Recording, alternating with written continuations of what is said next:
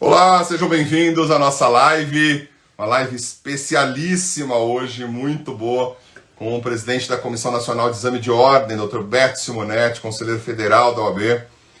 Nós vamos falar sobre a prova, primeira e segunda fase, todo o impacto que isso deve ter. Deixa eu chamar aqui já o professor Darlan, eu vou abrir e depois falo com o professor Beto Simonetti, que vai estar conosco aqui para falar um pouquinho sobre o exame da OAB. Oi, Darlan, Olá, Marco. Boa tudo bem? Tudo tarde. certinho? Tudo bem? É uma grande live hoje, um grande dia para nós, né? É, Uma honra para nós. A gente já tinha estado, né, com o Dr. Beto Simonetti. Ele pede, e a gente chama carinhosamente de Beto, porque é ele que pede para chamar assim, né? Então, o Dr. Beto Simonetti já tinha nos recebido, né, no ano passado, lá no é. Conselho Federal, sempre muito atencioso, muito claro e transparente nas suas ponderações, e aí aceitou o seu convite, né, de fazer essa live conosco. Então, eu pedi para os alunos mandarem as dúvidas. Legal. Vieram milhares de dúvidas. Você viu a top? Você viu a Tô vendo primeira? Eu aqui. não vou falar, Tô vendo. porque aí você faz a primeira dúvida para o Dr. Beto. E, olha, os nossos alunos são terríveis. Mas as dúvidas são muito pertinentes. Tem muita insegurança, porque o período é de insegurança, né? Então é justo que as pessoas fiquem criando, né, mitos, e vai acontecer isso, e vai acontecer aquilo, e vai acontecer aquela outra. Então, uma live hoje, uma semana para a prova, com a pessoa que mais entende do que vai acontecer, eu acho que é muito oportuno. E parabéns aí por ter conseguido, né, o contato, falado com o Dr. Beto, agendado a live para hoje. Então, parabéns aí por isso. E eu acho que a gente pode começar. Eu vou sair, pode ser? Pode, parabéns a todos nós. Nós vamos falar um pouco agora com o Dr. Beto Simonetti. E fica com a gente aqui, porque daí você também manda mensagem, participa com a gente aqui. Eu vou ficar, porque eu vou anotar tudo, né? Eu tô que nem os alunos, né? Eu tenho mais dúvida do que os alunos. Eu estou muito contente, porque nós somos os primeiros a falar as datas todas e tudo que ele falou. Darlan, mas vocês sabiam? Não, era só a nossa lógica de prova. A gente não tinha É, nenhuma informação antes, era a nossa lógica de prova, né? E ele já se pronunciou em algumas entrevistas, em algumas redes sociais, e confirmou algumas datas, algumas posições. Então eu vou sair, galera toda, né? Fica aí com o Marco Antônio e com o Dr. Beto Simonetti, e a gente tá junto e ansioso para saber. Excelente live, Marco. Estou aqui assistindo. Um abraço ao Dr. Beto, deixa aí os meus cumprimentos, os meus respeitos, né, minha admiração por todo o trabalho que ele tem feito frente ao exame de ordem nesses últimos, né, 2 anos em que ele está no comando. Então, o nosso respeito, a nossa saudação, e a gente está aqui para colaborar, tá bom? legal, Eu muito estou bom. aqui assistindo. Boa live. Legal. Obrigado, Darlan. A gente vai falar agora com o Dr. Beto Simonetti, que é conselheiro federal, secretário-geral do Conselho Federal da OAB, e presidente da Comissão Nacional de Exame de Ordem. Deixa eu ver se o Dr. Beto já está por aqui. Doutor Beto, se estiver acompanhando a gente já. Deixa eu ver aqui se eu acho ele. Está aqui. Doutor Beto Simonetti, enviar convites. Já enviei o convite para ele. A gente está com diversas dúvidas aqui, que foram encaminhadas para o Instagram do Darlan. E essas dúvidas a gente vai conversar com ele agora. Lógico, é uma conversa rápida, não quero atrapalhar a agenda do Dr. Beto Simonetti, mas vamos tentar tirar com ele essas dúvidas todas. O convite já está encaminhado. Um monte de gente que. Dá para agradecer, para aproveitar para agradecer aqui, o professor Paulo Sumariva e a professora Marcele Tazoco. Vi meu amigo Mário Oliveira está aqui também acompanhando com a gente. Bastante gente, vários alunos que estavam conosco lá no nosso Gestão da Emoção. Está rolando hoje Gestão da Emoção. Está muito, muito, muito legal. Está uma delícia o nosso evento lá. E a gente terminou e já fez já o link direto.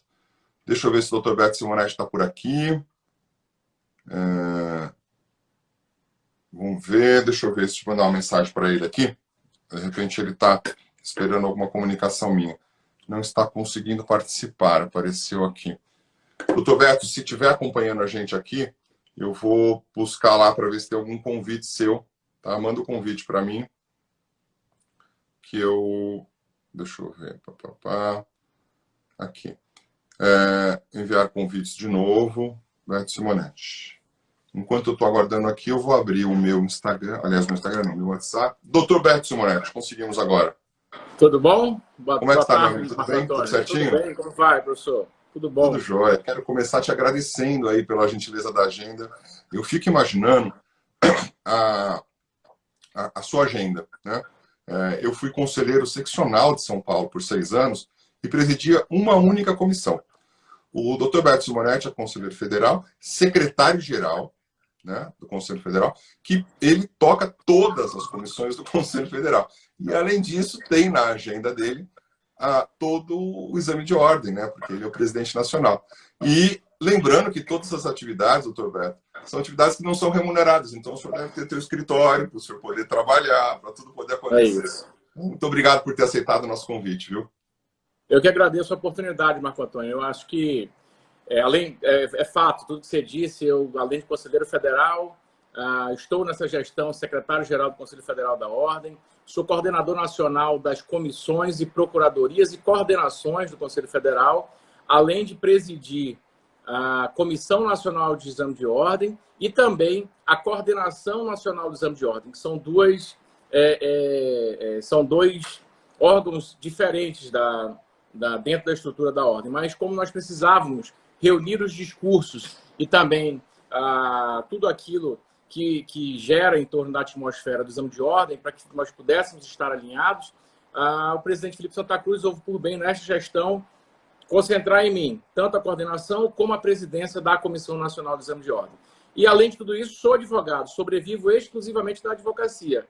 Tanto é que hoje estou no escritório, no sábado, para que possa, o que eu tenho feito ao longo de muitos anos, para colocar em dia aí a semana, que não é perdida, é claro, porque a doação à ordem, ela revigora, ela me honra muito, mas eu tenho que compensar pelo menos algumas coisas no sábado para tomar conta da vida pessoal.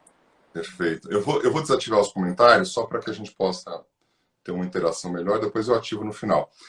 Doutor Beto, quero começar fazendo um comentário aqui, que faço sempre, estou nesse mundo de preparatório de exame de ordem, vai fazer 20 anos, né? Em 2021 faz 20 anos. Então já passei pelos exames separados, né, quando cada estado fazia o seu. Passei pela primeira tentativa de unificação, que foi aquela que foi feita Norte e Nordeste, com o CESP lá.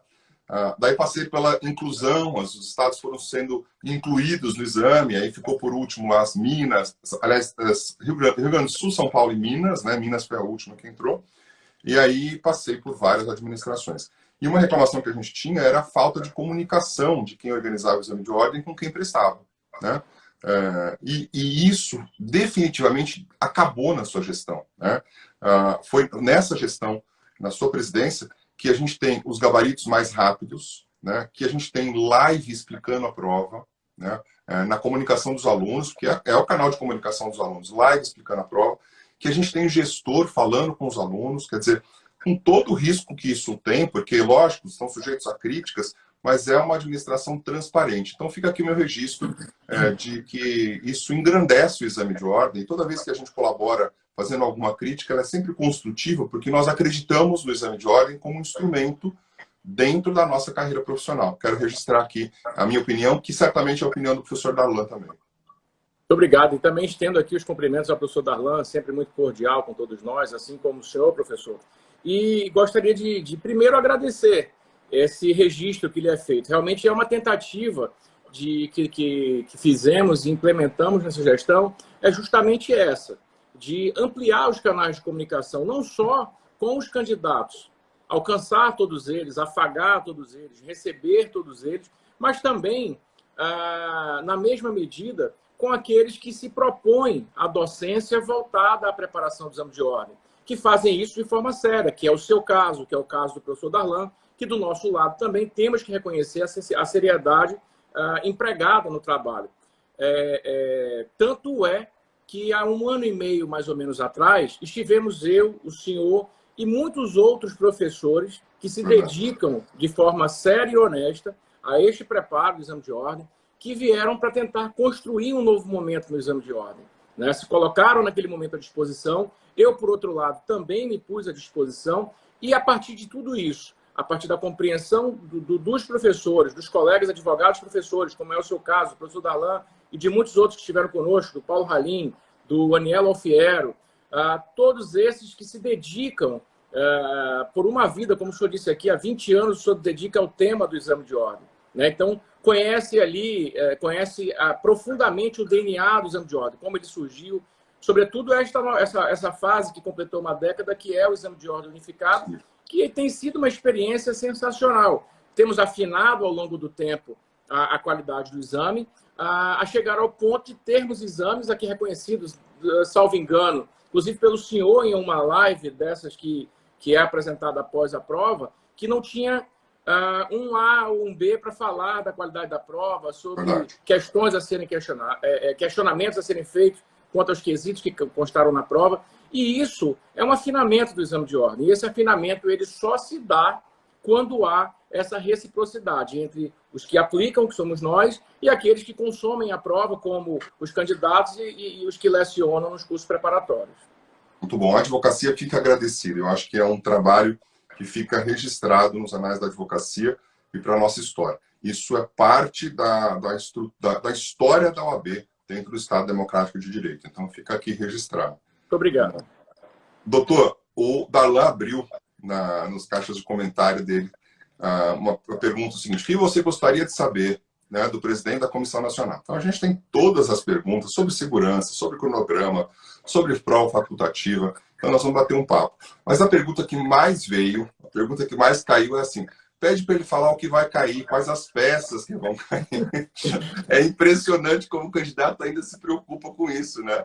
Quer dizer, tem que se preparar para todas as peças, né? A preparação tem que ser, a gente brinca que a preparação tem que ser uma batalha. Se for mais fácil, está preparado. Então, a preocupação do candidato certamente não tem que ser qual peça vai cair. Ele tem que estar preparado para fazer uma peça prática profissional que ele seria demandado no escritório. É mais ou menos essa a tendência da OAB, né?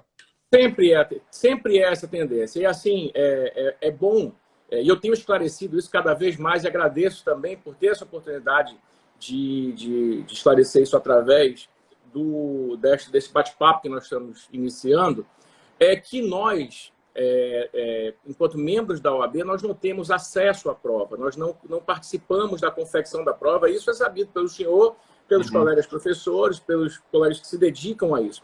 A ordem ela não tem acesso a isso, justamente dentro desta relação com a Fundação Getúlio Vargas, para que diminua ruídos, diminua risco de vazamento, aumente a segurança e a transparência da prova. Então, eu sou abordado de forma reiterada na rua, nos aeroportos, quando me reconhecem, nas minhas redes sociais: por favor, estou fazendo o exame pela 8ª, 9ª, 12ª vez, me diga qual é a peça. Ainda que eu soubesse, eu não diria, claro. Mas eu não sei, justamente para não ter a tentação de dizer, né? Então, nós não sabemos, nós não podemos direcionar o estudo, o edital ele é aberto, o aluno tem que ir preparado como inspirado naquele filme 300, ele tem que ir sem saber o que vai acontecer e quantos ele vai enfrentar. Se a prova se ele estiver muito preparado, não há surpresa, não há absolutamente nada que ele não saberá superar durante a prova. Mas nós, felizmente, e assim, eu registro com muita alegria que nós não participamos da confecção dessa prova e nós não temos acesso até que ela seja divulgada. Então, infelizmente, eu não tenho como aqui acalantar aqui os candidatos que nos procuram querendo saber qual a peça, o que ele deve ou não estudar, onde ele deve focar. Eu acho que ele deve se preparar para a vida, para a advocacia, né? E assim, estudar um pouco de tudo e ele certamente terá um conforto muito maior na hora da prova. Perfeito. E é interessante esse comentário do senhor. Nós temos um professor, o senhor até mencionou no começo, que é conselheiro federal, o professor Paulo Halim, nosso querido amigo, né? Amigo em comum que nós temos. E na condição de conselheiro federal, também tem essas mesmas solicitações. Professor, o senhor deve saber, duvido que não comentem lá no corredor e tal. Então, as pessoas não têm ideia de que essa prova ela é elaborada fora do ambiente da OAB, né, sem que ninguém dentro da OAB participe. Inclusive, a comissão que elabora não tem participação de pessoas que estão na OAB, exatamente para não ter nenhum tipo de risco desse assunto ser tratado numa conversa, num café dentro de uma reunião, né? Não há essa possibilidade. Inclusive, me referindo novamente aqui ao Halim, que é conselheiro federal, é meu colega no Conselho Federal. O próprio Halim, insistentemente, mas de forma muito legítima e carinhosa e cordial, como sempre, vive me instando a dizer: e o calendário das novas provas? Quando você vai publicar? Então, são respostas que também não dependem só de mim. Dependem da logística do exame e também contar, dentro desse consórcio que há com a Fundação Getúlio Vargas, de compreender o tempo de cada coisa. Legal. Doutor Beto, pergunta número 1, a que mais veio para a gente. Assim, está confirmada a prova? É possível um novo adiamento? Está confirmada a prova. Estou extremamente otimista. Estamos a uma semana nos separa dessa prova, 8 dias nos separam da prova.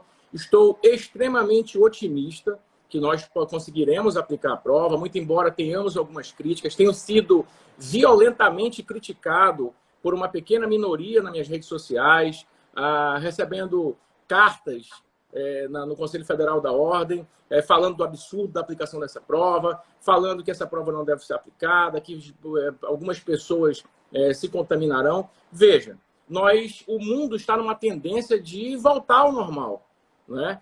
A Ordem não está inovando, aplicando essa prova. Outros concursos já foram realizados no período da pandemia. O Ministério Público está preocupado, uma vez instado, em 2 ou 3 estados, nos oficiaram, obtiveram as respostas em relação aos protocolos de segurança. O senhor teve acesso, professor, aos protocolos de segurança que nós confeccionamos junto à Fundação Getúlio Vargas. Eles compreendem o maior número de protocolos possíveis para que nós tenhamos um ambiente seguro na prova, não só para aqueles que estarão lá supervisionando a aplicação, mas, sobretudo, para os candidatos que estão acreditando na possibilidade de aplicação dessa prova, acreditando no trabalho sério que tem sido feito pela Coordenação e Comissão Nacional do Exame de Ordem e também pela FGV. Acredito que o senhor é um entusiasta que essa prova aconteça também, porque compreende que esse momento ele já não está dentro do ideal que nós tínhamos antes de toda a pandemia, mas ele já oferece o ambiente seguro para que nós, com esses protocolos implementados, possamos aplicar a prova sem prejudicar ninguém. E aqueles que não se sentirem seguros, o senhor mesmo aqui já mencionou, e nós vamos explorar mais isso, tenho certeza, durante a nossa conversa, que é a possibilidade, sem absolutamente nenhum custo ou prejuízo, para aqueles que não se sentirem à vontade de comparecer ao seu polo indicado no próximo dia 6, para que ele possa fazer, quando quer que seja, no ano que vem, a segunda fase do exame 32, sem o menor prejuízo e sem custo. Perfeito, perfeito. Essa dinâmica acho que foi bastante justa, porque quem se sente inseguro consegue fazer o próximo exame sem ter custo para isso, sem perder a chance da repescagem. Então, agora, com relação ao protocolo, eu quero registrar, depois eu quero voltar nisso, mas o protocolo de segurança estabelecido entre Fundação Getúlio Vargas e Conselho Federal da OAB é mais rigoroso do que o protocolo de segurança das eleições. Sem dúvida. Né? É muito mais rigoroso do que o protocolo de segurança das eleições. E as pessoas precisaram sair para votar. Né? Então, quem de fato... é obrigatório, né? Exato. Quem de fato é obrigatório, mesmo com uma certa flexibilidade, porque até a justificativa do voto ficou um pouco mais fácil de ser feita, a pessoa faz pelo aplicativo, e mesmo assim as pessoas foram votar. Então, é um ponto que a gente tem que levar em consideração. Agora, nós já estamos vendo, a gente tem eleição amanhã, nós já estamos vendo a sinalização de algumas medidas restritivas. Não necessariamente lockdown, mas pode ser que aconteça inclusive o lockdown. Né? Há registro de que algumas cidades no país estão em lockdown já com atividades restritas, outras cidades com atividade com restrição de horários. Pode acontecer de haver... Nós temos, se eu não me engano, doutor Beto, são 170 polos, né, de aplicação. São 170 polos a partir destes... São 169 polos até esta fase. No próximo exame, nós incluiremos dois outros polos, que um é no estado do Piauí e o outro no Paraná. No Paraná. Salvo engano, é na cidade de Picos, no Piauí, salvo engano, posso estar equivocado.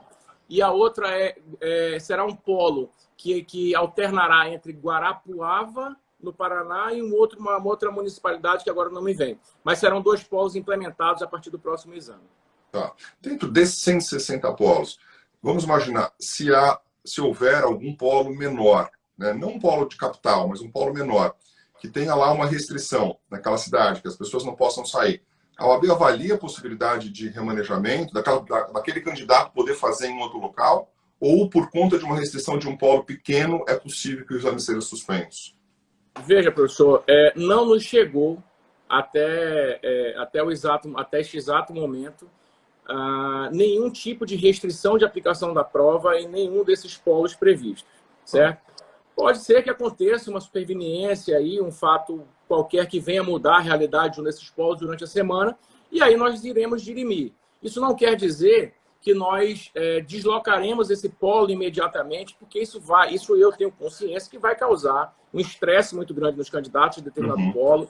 Isso vai causar, vai impactar nos protocolos de segurança, se nós tivermos que pegar e adequar, inserir uma quantidade de candidatos de um polo desmobilizado imediatamente em outro polo. Então, isso é uma solução que nós teremos que dar se ela nos surgir. No entanto, até o momento, nós não temos nenhum registro de impedimento de aplicação em nenhum dos nossos polos.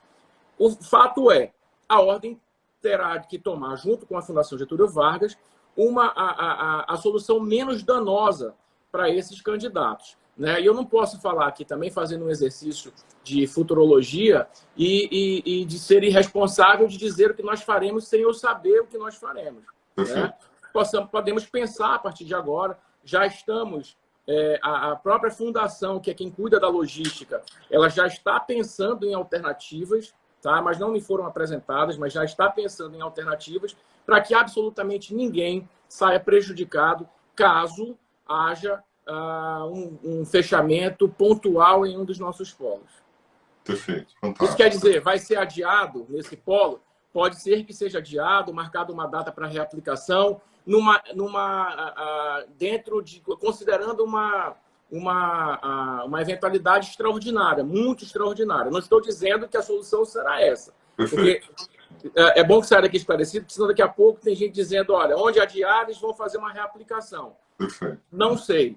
Nós teremos a solução menos danosa, menos gravosa para os candidatos. Que vai ser avaliado no contexto, olhando aquela situação de fato, não um exercício antecipado, né? Exatamente, exatamente. Essa questão de reaplicação já aconteceu algumas vezes no exame de ordem, né? Isso. Acho que o último caso foi na Bahia, inclusive, quando um candidato adentrou a sala dizendo que tinha uma bomba e aí tiveram que cancelar, mas aí enfim, tiveram que cancelar e foi um transtorno muito grande. Foi um transtorno. Sempre é, mas enfim, a gente sabe que, como a gente está numa situação de excepcionalidade no mundo inteiro, a OAB penso que deve estar atenta a todos esses detalhes, né? Sem dúvida. Legal. Agora falando um pouquinho da prova facultativa. Nós já falamos sobre ela, o candidato pode fazer a segunda fase do 32, quando ela ocorrer, né? A gente não tem calendário, talvez tenha, depois a gente vai falar de calendário, quando ela ocorrer. Não vai precisar pagar, não perde a chance. Há uma discussão sobre o prejuízo da atualização, né?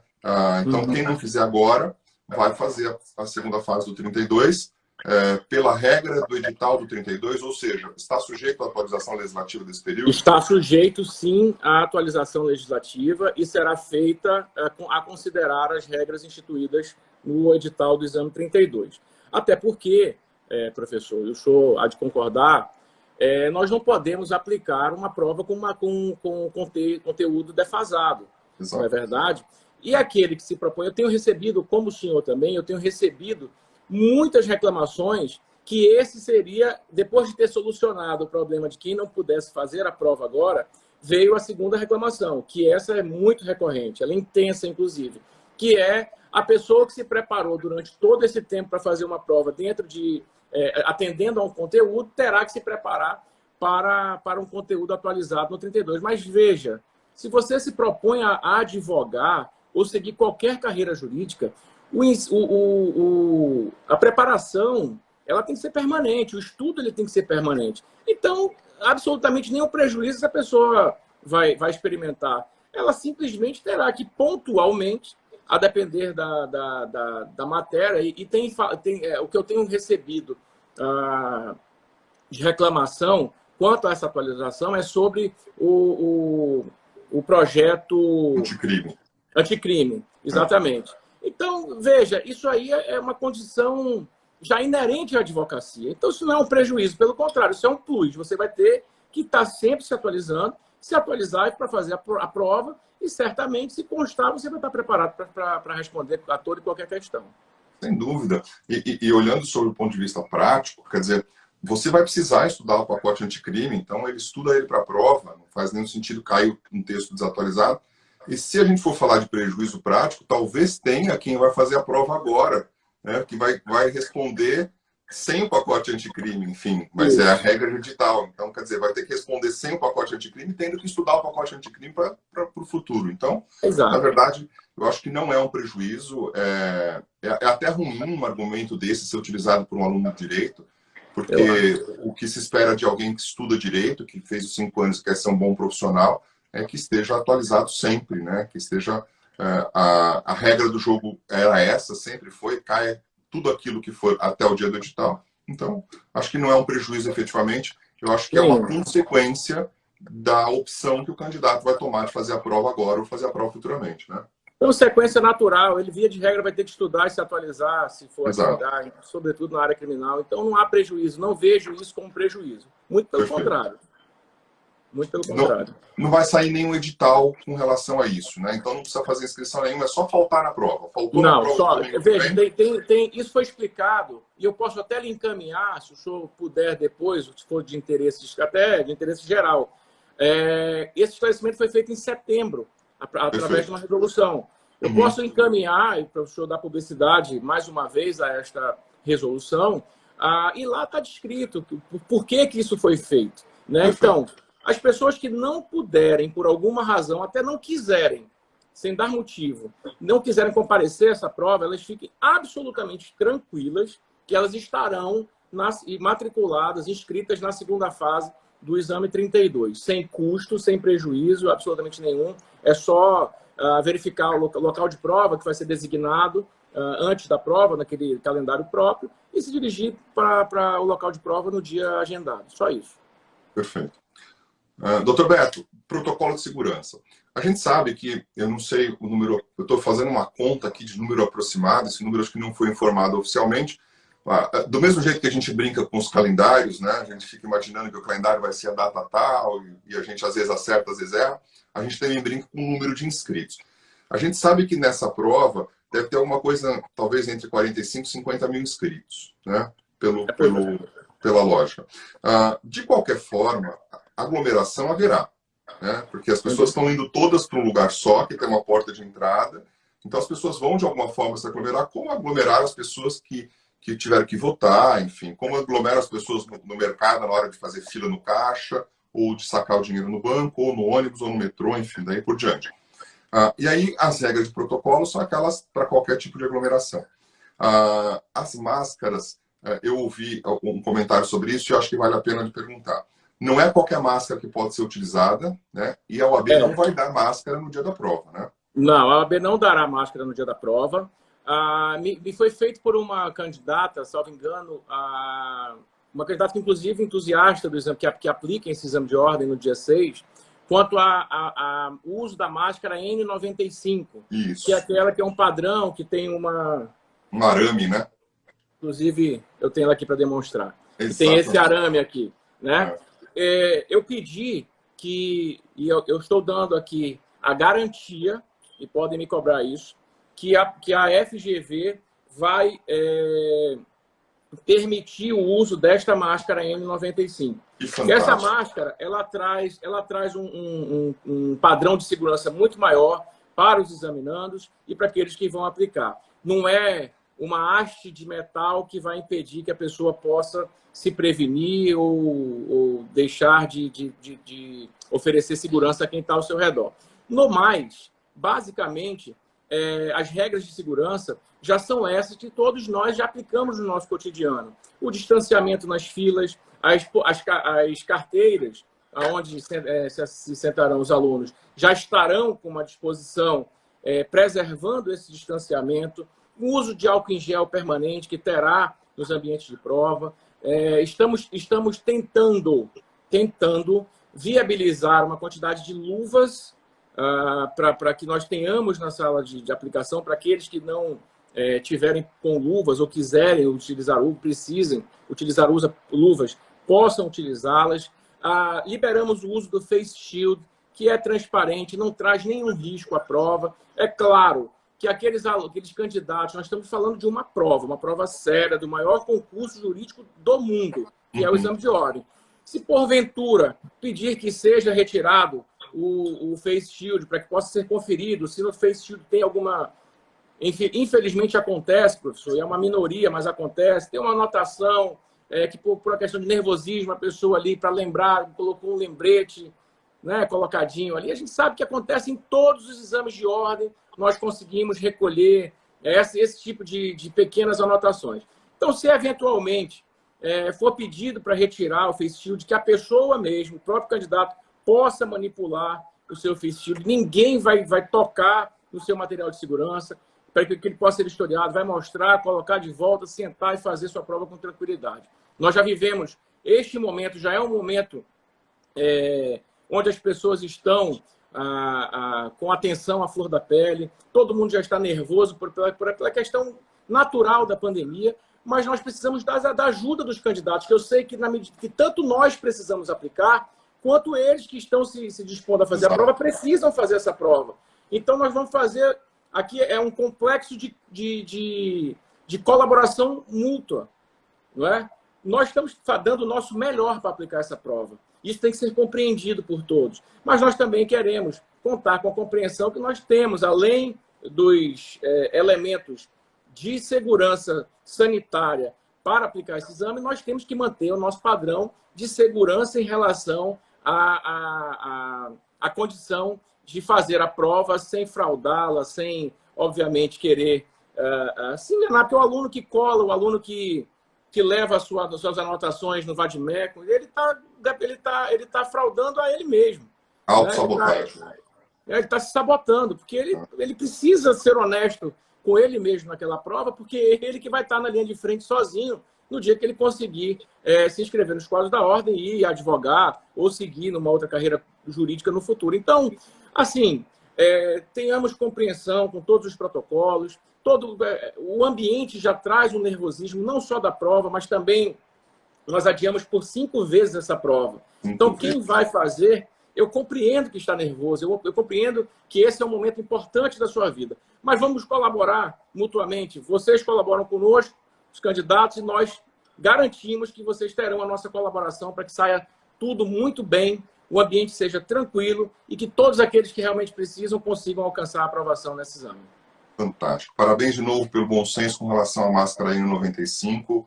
É de se registrar aqui que isso é um tratamento diferenciado com as pessoas que estão prestando exame, porque o protocolo ele é feito para atender a segurança e essa máscara é uma máscara que permite uma segurança maior. Então, parabéns de novo.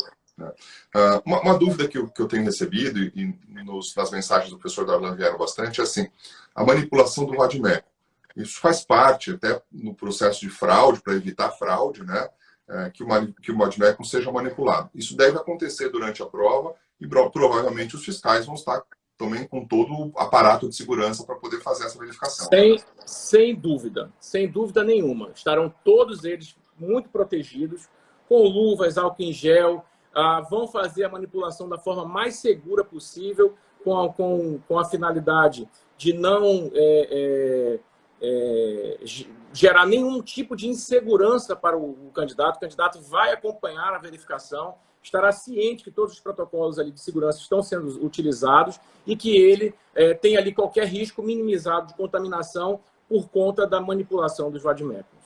Perfeito, fantástico. Bom, acho que o protocolo a gente passou pelo tema e agora a angústia maior é de quem está nesse processo entre a primeira fase e a segunda fase. Imaginar que em 2020 nós teríamos 6 provas de OAB, né, 3 exames, e nós tivemos uma única prova. Né? Então, espero que pelo menos tenhamos 2, né, professor? Vamos ter. Domingo que vem teremos a segunda, tenho certeza.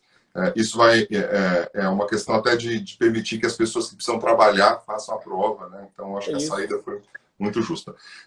Aí, é evidente que essa angústia maior é de quem está no 31, mas tem gente que está se preparando para o 32, que eu arrisco dizer que talvez seja o exame com o maior número de inscritos da história da OAB, porque nós temos aí um represamento de pessoas, né? Já tem uma ideia de quando sairá o cronograma? Eu já ouvi isso em outras entrevistas, mas queria trazer isso para a nossa audiência também. Tem. Veja, nós lançaremos, se Deus quiser, e Ele há de querer, nós aplicaremos essa prova sim no próximo dia 6. Independente do número de críticas, isso é uma característica que eu quis imprimir nesta gestão. É não me impressionar com aqueles que torcem contra nós. Não me impressione. Eu tenho feito as coisas, modéstia à parte, de forma muito corajosa, responsável sempre, e tenho recebido esse reconhecimento de pessoas como o senhor, que se dedica seriamente ao exame de ordem. Então, eu não tenho me impressionado. Eu compreendo a dor das pessoas, eu compreendo a impossibilidade das pessoas que dizem não poder comparecer, infelizmente, mas eu também percebo o oportunismo de muitas pessoas. E sem nenhuma falta de respeito. A falta de respeito é dessas pessoas com o nosso trabalho e com aquelas que realmente precisam e querem fazer essa prova, atendendo todos os protocolos de segurança. Não é verdade?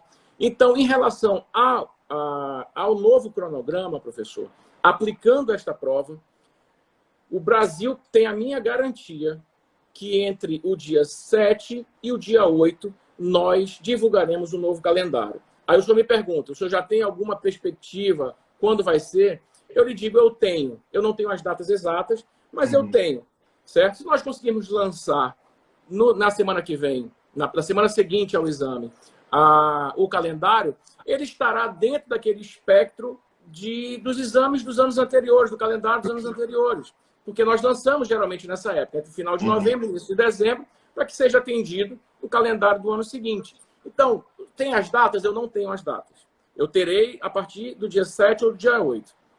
Mas você sabe quando? Eu digo, eu sei, eu posso dizer, eu sei quando. Ela será coincidente com os calendários anteriores, que foram apresentados na mesma época e eles são montados dentro da mesma perspectiva.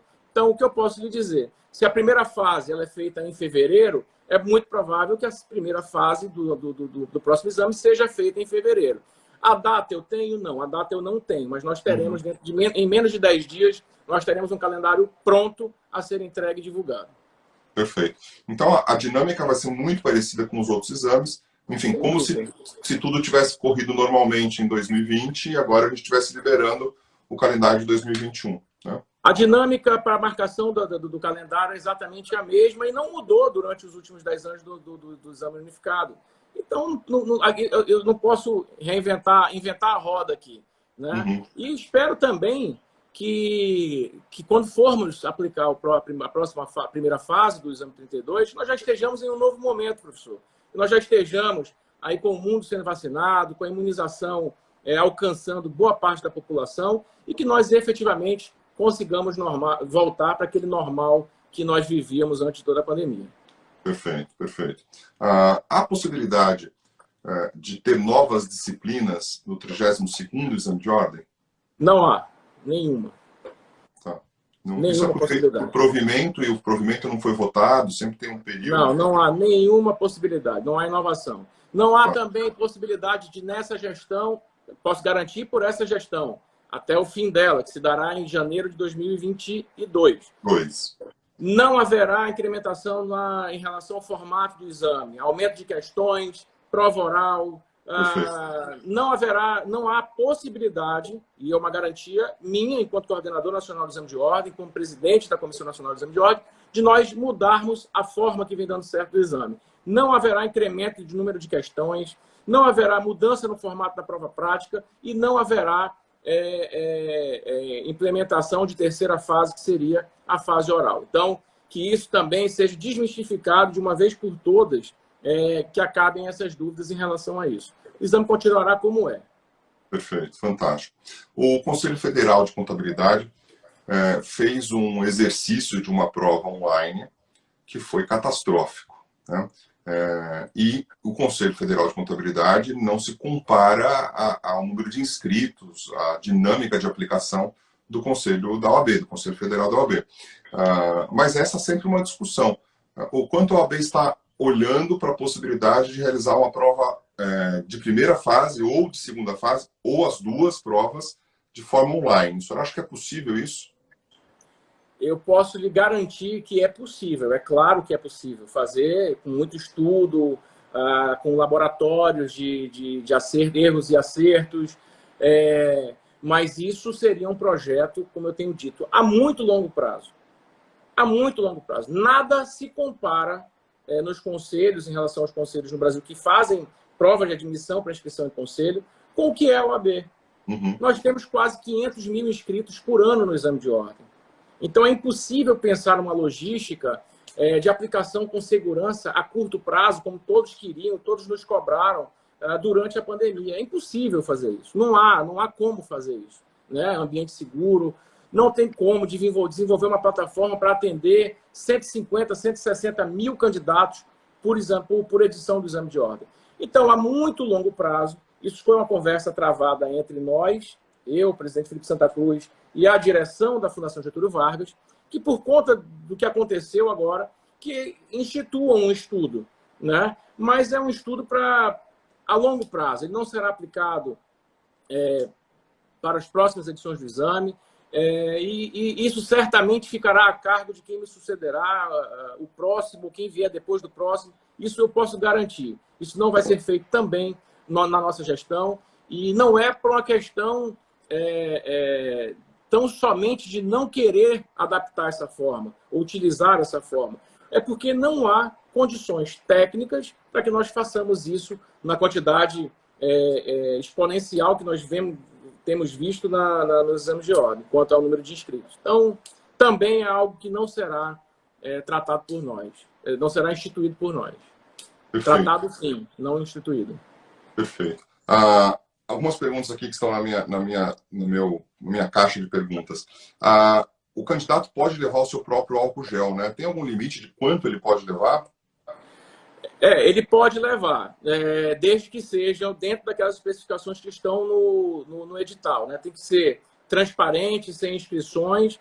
Como eu sugiro, professor, e até tenho aqui coincidentemente em minhas mãos, um álcool em gel que ele tem, salvo engano, já está um pouquinho desgastado aqui, 54 gramas. Ele dura um dia inteiro. Então, se você puder levar um álcool em gel com essa dimensão, Perfeito. Sem os rótulos, que são muito fáceis de destacar, eu acho que ninguém terá nenhum tipo de problema. Né? Um álcool em gel, esse é o tamanho ideal. Não tem razão, até porque você já vai estar levando vadimeco, já vai estar levando estojo e tal. Algo de 50 gramas, no tamanho de 50 gramas, é muito razoável, e esse aqui dura, pelo menos comigo, que uso de forma muito recorrente, dura um dia inteiro. Né? Então, acho que nada além disso daqui é necessário. Perfeito. Bom, presidente, eu fiz as minhas dúvidas, eu quero fazer um comentário aqui. O candidato que está se preparando para o exame de ordem, e aí se sente, enfim, emocionalmente preparado, estudou, vai fazer a prova dele no próximo domingo, não amanhã, daqui 8 dias, como foi comentado pelo senhor, muito provavelmente o resultado de aprovação dele saia em 2021, e ele vai ser advogado, vai se inscrever nos quadros da OAB como advogado, se tudo estiver de acordo com o artigo 8º, em 2021. Esse cara vai votar na OAB, porque o ano que vem a gente tem eleição, né? Exatamente, ano que vem terá eleição. Ele então, já vai votar, certamente. Inscrito nos quadros da ordem, ele já vai votar. Já tem que saber que vai participar ativamente no ano de eleição dentro dos quadros da OAB, que o ano Exatamente. que vem, eleição de conselho seccional, enfim, toda essa discussão. E aí faço uma pergunta para o senhor. Como é que está a questão do voto direto para o Conselho Federal? É uma questão super polêmica, nem tínhamos combinado falar sobre isso, mas queria... A sua experiência de OAB é muito grande, o senhor é um líder de OAB. Há um movimento muito grande em relação à eleição direta para a OAB. Essa discussão está sendo travada dentro da ordem, né? É uma eleição muito bem-vinda, é uma discussão muito bem-vinda, uma discussão salutar para a democracia, mas nós temos, dentro da ordem, o sistema federativo, né? quer queira, quer não, quem elege a diretoria do Conselho Federal é a advocacia dos estados quando elegem seus conselheiros federais. Não é verdade? Neste modelo que é apresentado de eleição direta, ele feriria certamente o pacto federativo, que ele daria oportunidade para os maiores centros, todas as vezes que fossem eleger o presidente e a diretoria do Conselho Federal, de fazer o presidente. Portanto, estados do Norte e do Nordeste que detêm o menor número de inscritos, né, eles seriam preteridos. Não é verdade? Porque o Sudeste e o Sul, eles deteriam a possibilidade de eternizar presidente daquela região.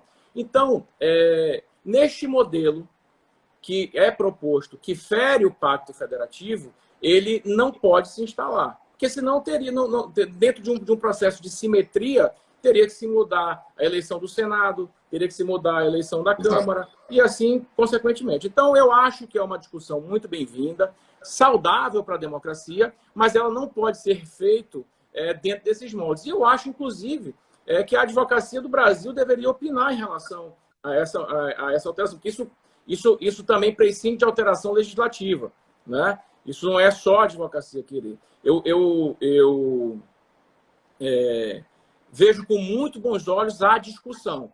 Eu só tenho medo pelo assodamento, né? De que forma isso pode restar. Mas sou muito favorável a esse debate, sem problema nenhum.